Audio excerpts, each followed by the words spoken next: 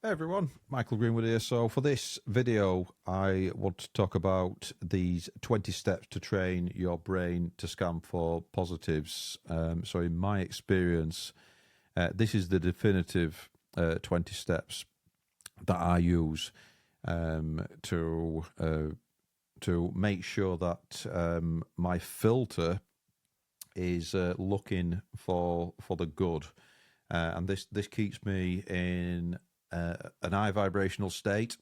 And I just wanted to share this to help anybody who's kind of struggling with looking for the good. And it's all about really having a glass half full rather than a glass half empty, really. So let's get started with this. So number one thing that I've learnt to do is to actually write things down on paper as well. So a gratitude journal.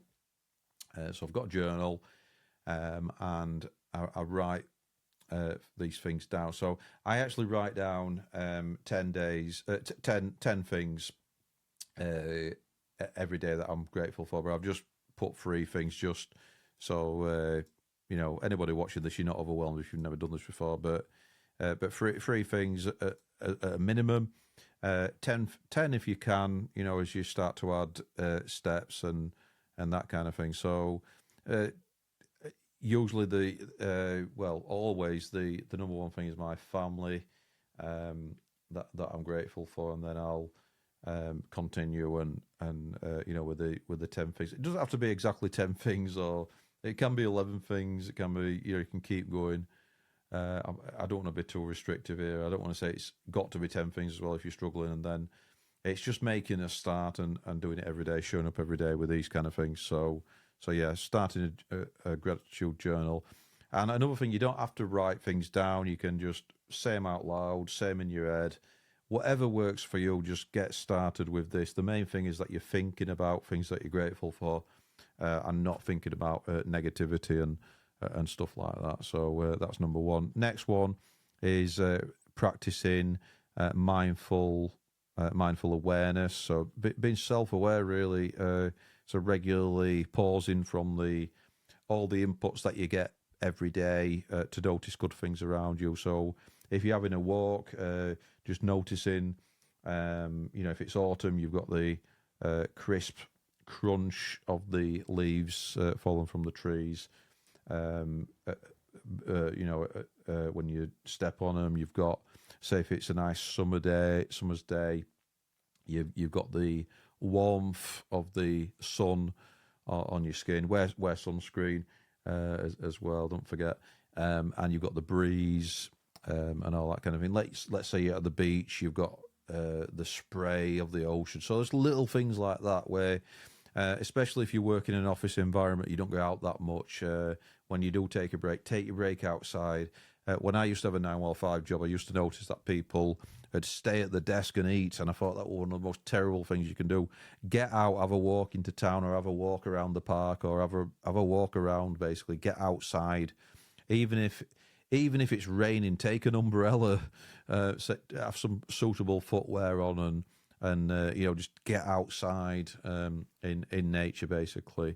Have a smile, outside, just changing your facial features and things like that. Smile at some people around you, not like a weirdo or anything like that, but if somebody catches your eye, and have a smile, and all that kind of thing. And if you see somebody who's elderly, help them across the road. Be a good person, really. So that's number two. Practice mindful awareness. Number three is use the three good things exercise. So each evening, write down three good things that happened that day. So this is reflective practice, and why they happened as well. So what did you do to initiate these good things as well? So let's say I'm doing some cold calling today. I'm going to speak to 20 people minimum, 20 decision makers, and that will get me at least one meeting, maybe two meetings. Hopefully at least that be great to get a 10% conversion rate on that, really. So when I get a meeting, not if I get a meeting, when I get a meeting, I'm putting the inputs in. I know my stats, I know my KPIs, my key performance indicators. I'm gonna know why it happened, because I took action, because I had a thought to do it. I had the feeling, the emotion attached with it of abundance, of love and positivity, high vibrational state, and then I took the action, knowing that we're going to get some business, some business out of that. So use 3 good things that you did, 3 good things exercise every evening. Reflect on what you did, and celebrate some micro wins as well. So if you want to get yourself a ribeye steak, have that, or I like to have some steak and scampi as a nice treat, or make yourself some chicken wings, or something nice, something that's good for the soul, something that's nice and healthy. Get the barbecue on, celebrate your day, that you know that you did a good job. Yes, use the 3 good things exercise. That's number 3. Number 4, reframe negative thoughts. Right, use affirmations. So you got some negative thoughts when you catch yourself thinking negatively, such as just think about what's a more helpful way to see this. So if you say, I can't do this, then reframe it as, how can I do this, basically. So what's a more helpful, productive, more positive spin on that negativity, and then you start to reprogram and eliminate that old paradigm, work as the future version of self. Those are my words. Work as the future version of yourself. So that's number 4. Reframe negative thoughts. Number 5 is limit negative inputs. So you're reducing exposure to negative news. You're curating your reality, really. So you're not getting that negativity in. So can you block your social media if you need social media for your work or your business? Can you just kind of block out your feed? There's apps available for that. What I do is, when I'm driving, I don't have the radio on. I'll either have nothing, just listen to the engine or the road, or I'll be listening to an audible, usually a bit of Bob Proctor or something like that. Something that's good for the thoughts, that are good for the inputs for the thoughts. So there's limit negative stimulation in this world. We've got so much coming in, haven't we? So we're exposed to so much information, and not all of it's good. So curating your feed for positivity, your news feed or whatever. And next one is surrounding yourself with positive people. So they say that there's some of the 5 people who you hang around with. So actually eliminate from your life. So just don't see them anymore. Negative people, because you're not going to. You can be a positive influence on people. You might change people, but a lot of people don't want to change. So and it's not necessarily up to you to change them as well, unless the loved ones in your immediate family and things like that. That can be difficult, but even then, sometimes sometimes you have to give people distance and all that kind of thing. So spend time with people who uplift you and encourage you as well. You might need to find new friends, colleagues, acquaintances. Next one is celebrate small wins. So we touched on this earlier, but even a little treat. We don't go out that much. We don't eat out. We like to eat in a lot. We like to have barbecues, and my partner Vicky's a really good cook. So we're pretty self-sufficient when it comes to things like that. But we do occasionally. My version of a treat will be a nice walk. That's how kind of basic I am with my needs, really. So, but just acknowledge and celebrate. Don't let everything merge into one, even the tiniest bit of progress and success. Number 8 is use affirmations. So these are how you counteract the self-limiting beliefs, that negative self-talk, really. So repetition every day, showing up every day, starting small, adding things as you're going along, tackling one self-limiting belief at a time with a positive affirmation. So repeating positive, realistic affirmations, that's key to train your self-talk into positive self-talk. You've got to believe the affirmations. You've got to attach emotion to them, so they've got to be believable, or your brain just won't believe them. So you've got to really believe it, really. So look for real-world evidence that you can do what you say you're going to do, and you sometimes do that by doing it the first time, doing it for the first time. So picking up that phone, making that cold call, if you're a business owner doing some outreach, is one of my examples. Once you've done it once, you can do it again. You build momentum, you build self-confidence, you build self-esteem. So using affirmations, but you need affirmations to reprogram the negative self-talk. Because if you don't reprogram from the self-limiting beliefs, you'll never take action, because you'll have so much fear, which will get you to freeze.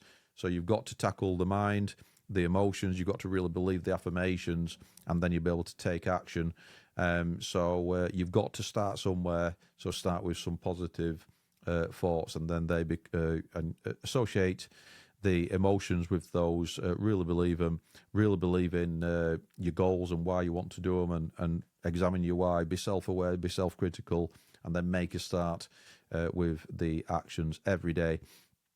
Next one is smile more often. So if you find yourself a bit like me, where you're not smiling much, just get yourself to do a smile, so you're smiling. When you smile at somebody, it makes them feel better. It makes you feel better. It boosts your mood. Makes you feel more positive. When you're on the phone with your client, speaking to your clients, doing your account management, doing your customer success management, doing your cold calling, doing your telemarketing, then just put a smile on your face. It comes across, even over the phone when they can't see your body language, it comes across in your tonality, in the way that you're saying the words that you're saying. So smile more often. That's all good. Next is perform random acts of kindness. So helping a little old lady across the road, helping others to enhance what they're doing. This helps yourself. So Napoleon Hill famously said in something like, in helping other people, that's how you help yourself, and it's only in helping other people that you help yourself. I might have butchered that one, but you catch my drift. So helping others enhances your perception of the world and your role in it. So when you're helping others, and you start to look for the good in people, rather than just negative, and rather than just moaning, rather than just self-pity, which is all low vibrational, then you start to move forward, because in altruistic behavior, that's where a lot of joy comes from, actually helping your fellow human being. So next one is visualizing positive outcomes. Visualization is really key. So if you can, anything that you can hold in your mind, it becomes reality, because it's what you focus on. What you focus on, and where your focus goes, that's where your energy flows. So the energy that we expend and input into things cannot be created or destroyed. So in the visualization, starting with the thoughts, the actions come about from the thoughts. So visualization, it helps your brain to build positive expectation patterns, which is so important. So let's say you want that nice house, visualize yourself in every room, and then your brain will start to reorganize, really, and the universe, you'll start with law of attraction, universe will start to bring you what you want, because you'll be on the same vibrational frequency of the things that you want. Basically, if you're in low vibrations, which is like jealousy, envy, hate, and unhappiness, grief, things like that, you're not going to be on the same high vibrational vibrational levels as joy, happiness, abundance, and things like that.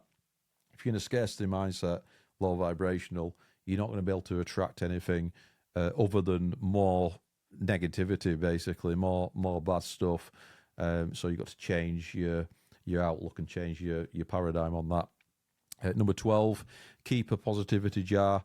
So this is an interesting one. So write down some good events on slips of paper, so you can start to stack these wins, start to accumulate these wins. So you've got proof of concept of you can do what you say you're going to do. You're showing up for yourself. You're not letting yourself down, and then you can review these to when you need a boost. one of the things that I do is I look at our Google reviews for the business, which counteracts any limiting beliefs. So Michael and his team can do this. Michael and his team have done this. All that kind of thing. So it's all positive reinforcement and a positive feedback loop for the things. Builds self-confidence, builds your self-esteem, and you can keep stacking on that. Next one is practice self-compassion. So please be kind to yourself. You are enough. You've got inner power, and your positive self-speak. Talk to yourself as you would like a dear friend. Be kind to yourself. Be gentle. You're a human being. We are kind of fragile, really, when you think about it. We've got to build up resilience because, unfortunately, bad things are going to happen in our lives. I've not been negative with saying that, but bad things are going to happen, and we've got to be able to cope with those and be able to have our cup overflow to help other people as well. So you've got to work on yourself first. And it starts with self-compassion. It starts with being kind. So it's really important. Next one is meditating with a focus on loving kindness, and I'll add abundance as well. Really, really important that we understand there's a wealth of opportunity out there, and if we view life with the right lens, with the right filter, we can look for the good in things. So loving kindness, meditation, transcendental meditation. I do guided meditation, transcendental meditation. It cultivates positive emotions. It gets us into an high vibrational state, which is so, so important for us as human beings, for our mental health, for our well-being. Being mindful and self-aware about where we are, and getting away from kind of the world, focusing on something else for a while really helps us to calm down. The doing breathing exercises as well, which is part of meditation as well. You can do breathing exercises on separate to meditation as well. If you're feeling stressed, a lot of us forget to breathe. Obviously, breathing is automatic. It's tacit. It's part of the subconscious, but we often breathe too fast, especially when we're stressed and we get in the cortisol pumping, so the stress hormone. So do some breathing exercises as well. One of the breathing exercises I like to do is the 7-11 method. So it's 7 seconds in, hold your breath for 2 seconds, and then 11 seconds out.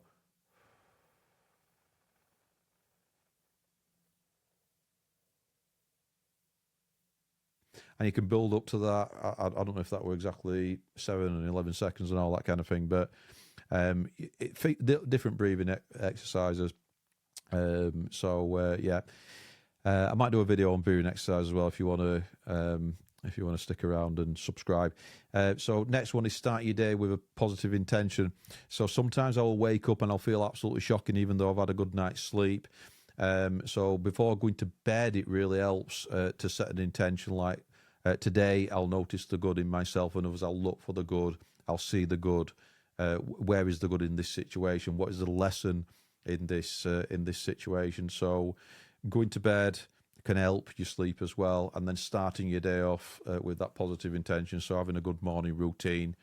My morning routine generally consists of gratitude and then meditating, and seeking intention for the day, reframing, setting myself up for the day before I even start doing anything, and then sending love to 3 people who are bothering me. So those are the things that I usually do.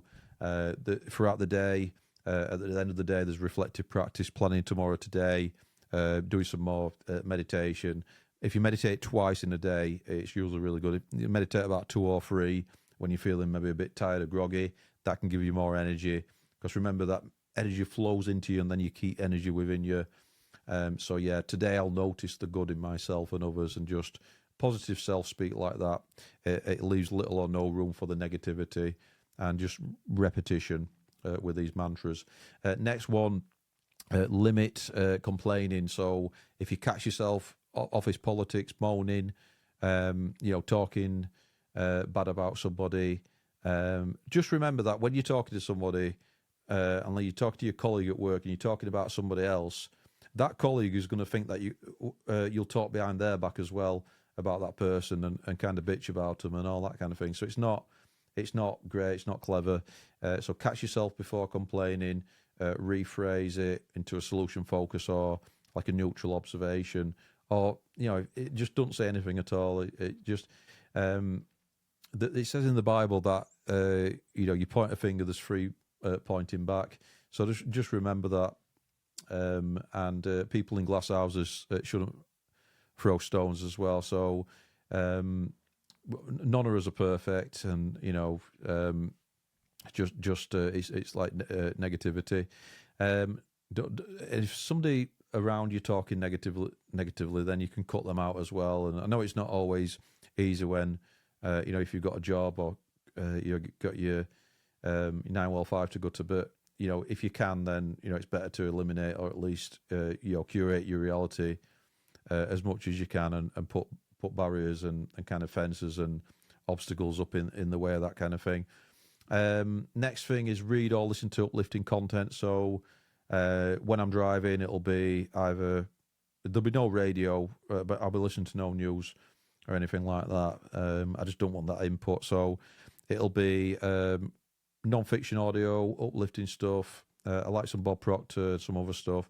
So books, podcasts, videos that inspire optimism, joy, high vibrational thinking, things that you're learning, things that are going to help you in your goal towards your goals. Next one is keeping visual reminders. So sticky notes, things on your wall, vision boards, anything like that, anything to jog your memory to do these little rituals. Screensavers with positive quotes, images. Very, very important that we tidy up, that we don't have dust, that we've got things around us that are a nice environment to work in, really. So I know not all of us have the luxury, but whatever you've got, try to make your environment nice, and it's one of the things that you can control, like making sure that you're sweeping up, tidying after yourself, washing up, cleaning, keeping yourself nice and tidy, and not unkempt or anything like that. Having your hair cut. When you get into my age, you're trimming your nose hairs, you're trimming your hairs, all that kind of thing. So a bit too much detail there, oversharing, but it's the reality of being a guy in his mid-40s. So it's things like that where you start to think a bit differently and think about how you can just improve things and everything. So being mindful about things and aware, self-aware.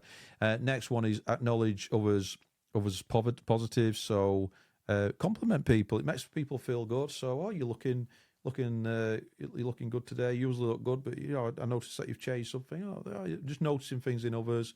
It strengthens your ability to see the good in situations and things and others and all that kind of thing as well. And it's good practice. So just practice it and all that kind of thing. So just seeing the good in others, whether it's something they say, some part of the appearance they've changed. They might have had their hair done or something like that. So really important. Next one is I like to do a daily reflection every end of every day, but then on the weekend we can reflect once a week. Maybe on a Friday afternoon, spend a bit of time. What have I got done this week? What we're planning next week? So planning next week, this week, that kind of thing, and then just reflecting on my mindset, how it's shifting, what progress I've made, and then that tends to reinforce that progress. So that wraps things up then. So top 20 ways to train your brain to scan for positives. I'm Michael Greenwood. I will see you next time. Like, comment, share, subscribe, and take care.